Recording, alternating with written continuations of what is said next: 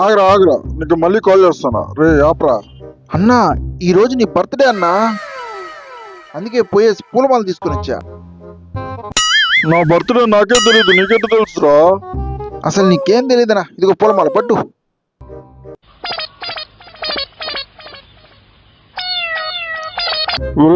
ఏంద్రా అయితే ఇందులో పూలే ఇదా?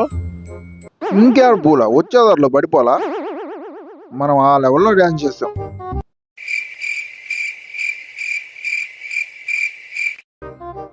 ఇంకెందుకులే కానీ నిజం చెప్పేద్దాం. పక్క వీధిలో సుబ్బరాజు చచ్చిపోయాడు కదా, వాడికి మాలేద్దామని మాల తీసుకోపోయా.